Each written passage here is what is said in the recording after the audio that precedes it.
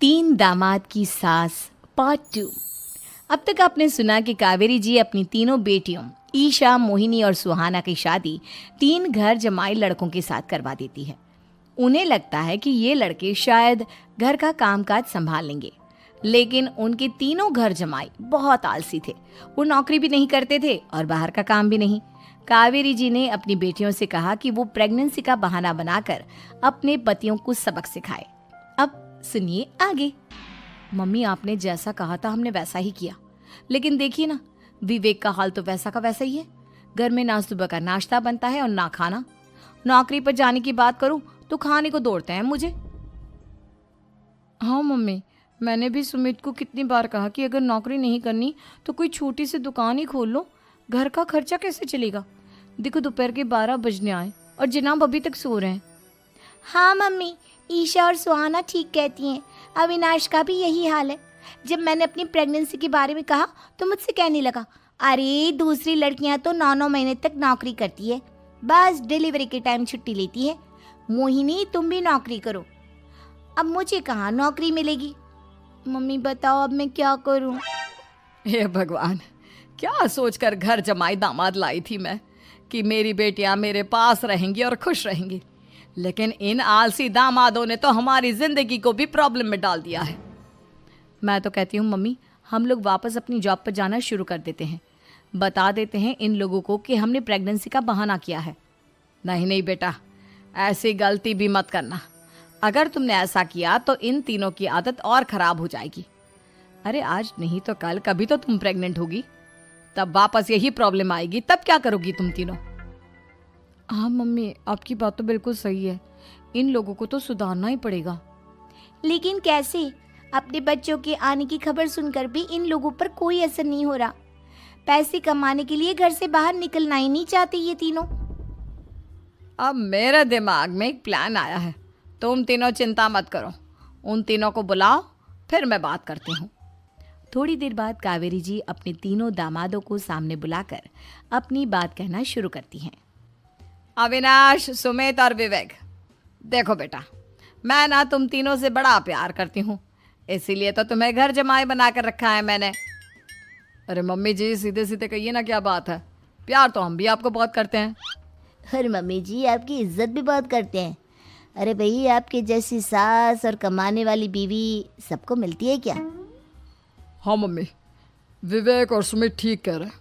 आपकी बेटी से शादी करके मेरी तो ज़िंदगी ही अच्छी हो गई है। जानती हूँ मैं, और ये भी जानती हूँ कि तुम तीनों अपने अपनी बीवियों से बहुत प्यार करते हो। बेटा, बात ऐसी है कि हमारे कुल गुरु ने कहा है कि प्रेग्नेंट होने के बाद मेरी तीनों बेटियां शुरू के 4 महीने हमारे गांव में जाकर रहेगी, जहां मेरे चाचा जी रहते हैं। अरे लेकिन क्यों मम्मी, गांव में जाकर रहने की क्या ज़रूरत है इन तीनों को। वो क्या है ना बेटा, हमारे परिवार को एक श्राप है। अगर मेरी बेटियों ने यहाँ पर बच्चा पैदा करने की कोशिश की तो उनके बच्चों को कुछ भी हो सकता है। इसलिए अब से लेकर 4 महीने पूरे होने तक इन्हें गांव वाले घर में रहना पड़ेगा। हाँ तो इसमें प्रॉब्लम क्या है मम्मी जी? हम भी वहाँ जाकर रहेंगे, पिकनिक मनाएंगे। अरे भाई, बीवी जहाँ हम भी वहाँ। हाँ यार, आइडिया तो बहुत अच्छा है। शहर की ज़िंदगी में रह रहकर परेशान हो चुके हैं, अब कुछ दिन गांव में बिताएंगे। तुम लोग समझने की कोशिश क्यों नहीं करते। तुम में से कोई भी वहाँ नहीं जा सकता, और मैं यहाँ रहूँगी ना तुम तीनों के साथ। 4 महीने की तो बात है, उसके बाद ये तीनों ही लौट कर आ जाएंगी। ठीक है मम्मी जी, अब हमारे बच्चों का सवाल है तो ये तो करना ही पड़ेगा। कावेरी अपनी तीनों बेटियों को कुछ दिन के लिए घर से बाहर कहीं दूसरे शहर में रहने के लिए भेज देती है। कुछ दिनों के बाद, अरे मम्मी जी, बहुत दिन से पिज्ज़ा नहीं खाया, मंगवाइए ना। क्या बताऊं बेटा, पहले तो बेटियां खर्चा दे देती थी क्योंकि उनकी नौकरी थी, लेकिन अब तो मेरे पास पैसे ही नहीं बचे। थोड़े बहुत पैसे हैं जो बच्चों की डिलीवरी में काम आएंगे। लेकिन मम्मी जी, आपकी बेटियों को वापस आने में तो अभी बहुत वक्त बाकी है। वही सोच सोच कर परेशान हो रही हूँ। सोच रही हूँ कल से दूध भी बंद करवा देती हूँ। अब दूध वाले को देने के लिए पैसे भी तो नहीं है ना। अरे नहीं नहीं मम्मी जी, अगर दूध भी बंद करवा दोगी तो मुझे चाय कहाँ से मिलेगी, और चाय के बिना मैं तो मर ही जाऊंगा। क्या करूं बेटा, इसके अलावा हमारे पास कोई ऑप्शन नहीं है, मेरे पास पैसे ही नहीं बचे। इस तरह कावेरी जी धीरे धीरे अपने तीनों दामादों को पैसे देना बंद कर देती हैं और घर में खाने पीने की चीजें लाना भी बंद कर देती है। अब वो तीनों बुरी तरह से परेशान होने लगे थे और इसलिए एक दिन तीनों प्लान करके घर से बाहर निकलते हैं और बाजार में जाने के बाद यार अच्छा खाना खाए हुए कितने दिन हो गए, पता नहीं कब अच्छा खाना मिलेगा। हमारी बीवियों के जाने के बाद तो हमारी हालत भिखारियों जैसी हो गई है यार। कुछ भी हो, मुझे तो आज पिज्ज़ा खाना ही खाना है। जेब में 1 रुपया नहीं और पिज्जा खाएगा, कहाँ से आएंगे पैसे? अरे देख वहाँ सामने बोर्ड पर क्या लिखा हुआ है, कंप्यूटर पर काम करने के लिए एक आदमी की आवश्यकता है। भाई मैं तो जा रहा हूँ, काम करूँगा और शाम तक पैसे लाकर आराम से पिज्ज़ा खाऊंगा। जा जा, तुझे कोई काम नहीं देने वाला, हम तो घर जा रहे हैं। चल भाई सुमित। सुमित और अविनाश वहाँ से चले जाते हैं और विवेक उस कंप्यूटर शॉप पर सारा दिन काम करके 5,000 रुपये कमा कर घर लौट कर आता है और अपने खाने के लिए अच्छी अच्छी चीज़ें भी लेकर आता है। ये देखकर विवेक और सुमित के दिल में भी कुछ पैसे कमाने की इच्छा जागती है। अरे सुबह सुबह कहाँ चल दिए तुम? मम्मी जी एक बहुत अच्छी जगह मिली है, कंप्यूटर पर काम करने के 5,000 मिले थे कल मुझे। अगर रोज़ काम करूँगा तो पूरे 40,000 की तनख्वाह। अरे वाह, ये तो बहुत अच्छी बात है दामाद जी, आपको जाना ही चाहिए। सुमित और अविनाश विवेक को इस तरह तरक्की करते देखकर परेशान हो जाते हैं और वो दोनों भी काम की तलाश में निकल पड़ते हैं। धीरे धीरे उन दोनों को भी काम मिल जाता है।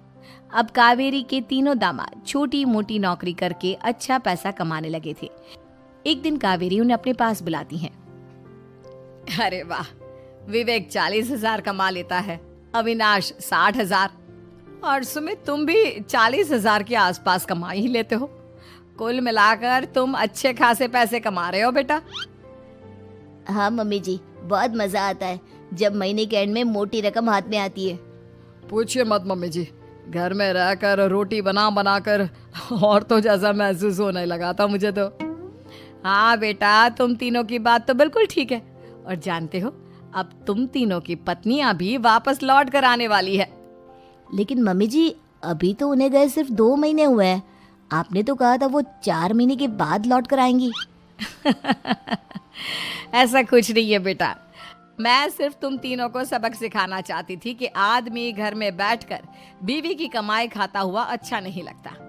इस दुनिया में हर इंसान को मेहनत करनी चाहिए, काम करना चाहिए, चाहे वो औरत हो या आदमी, ताकि अपने परिवार को संभाल सके।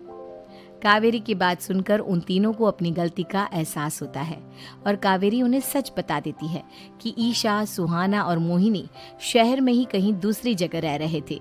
शाम के वक्त उन तीनों की पत्नियां लौट कर आ जाती है और कावेरी जी का परिवार एक खुशहाल परिवार की तरह रहने लगता है।